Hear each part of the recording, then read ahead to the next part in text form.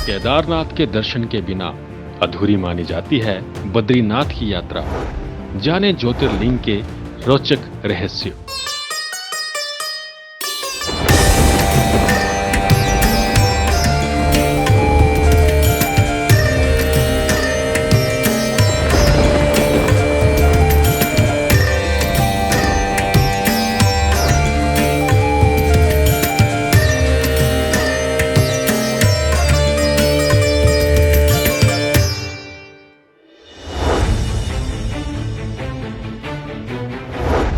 पच्चीस अप्रैल से केदारनाथ धाम के कपाट भक्तों के लिए खोल दिए जाएंगे। ऐसे में अगर आप आसानी से इस साल केदारनाथ यात्रा करना चाहते हैं तो यहाँ जान लीजिए इसके लिए कैसे बुकिंग करनी होगी और आपको क्या क्या सुविधाएं मिलेंगी। कैसे करें बुकिंग? अगर आप केदारनाथ और बद्रीनाथ के लिए बुकिंग करना चाहते हैं तो आपको इस वेबसाइट पे जाना होगा।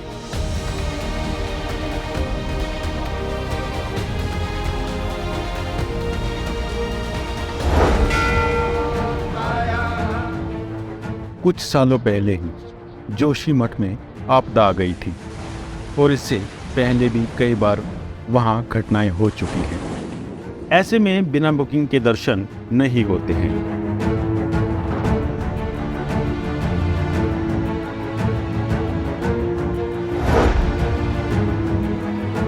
केदारनाथ धाम यात्रा का महत्व। केदारनाथ धाम में शिवजी का रौद्र रूप निवास करता है, इसलिए इस क्षेत्र को रुद्रप्रयाग कहा जाता है।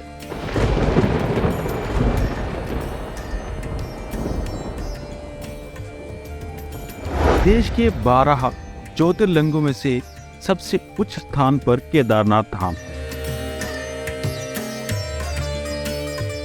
कहते हैं केदारनाथ में भगवान शिव के दर्शन करने से मनुष्य को सभी पापों से मुक्ति मिलती है। केदारनाथ मंदिर का इतिहास 12 ज्योतिर्लिंगों में से एक है। केदारनाथ धाम जो कि उत्तराखंड राज्य के रुद्रप्रयाग जिले में स्थित है, भगवान शिव की नगरी केदारनाथ धाम चारों धामों में से एक है। केदारनाथ को केदारेश्वर भी कहा जाता है क्योंकि ये केदार नामक पर्वत पर विराजमान है।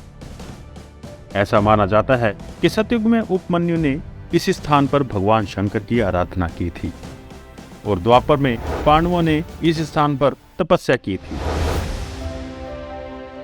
केदार पर्वत हमेशा बर्फ से ढका रहता है, जिससे मंदिर के कपाट कुछ ही महीनों के लिए खुलते हैं।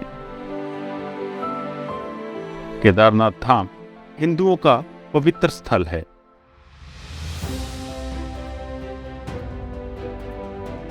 ये 5 केदार में से एक है।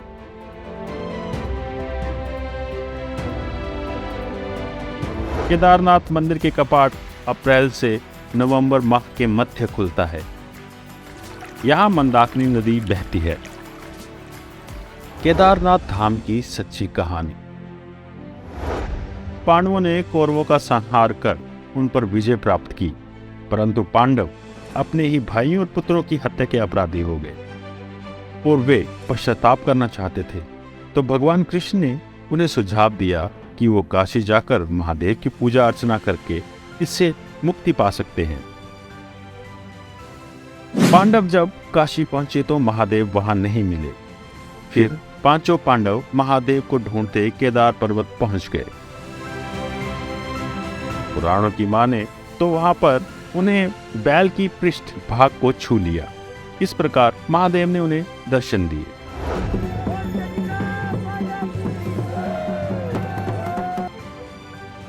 केदारनाथ यात्रा कब से कब तक? श्री केदारनाथ धाम दर्शन के लिए हमें 16 किलोमीटर की ट्रैकिंग करनी होती है, जो कि पैदल रास्ता है। उससे पहले हमें कुंड से होते हुए गौरीकुंड पहुंचना होता है, जो मई महीने में बहुत ही अच्छी टाइमिंग होती है। वहां तक जाने की जिसकी दूरी कम होने के बावजूद भी रास्ते में पूरा ट्रैफिक जाम रहता है।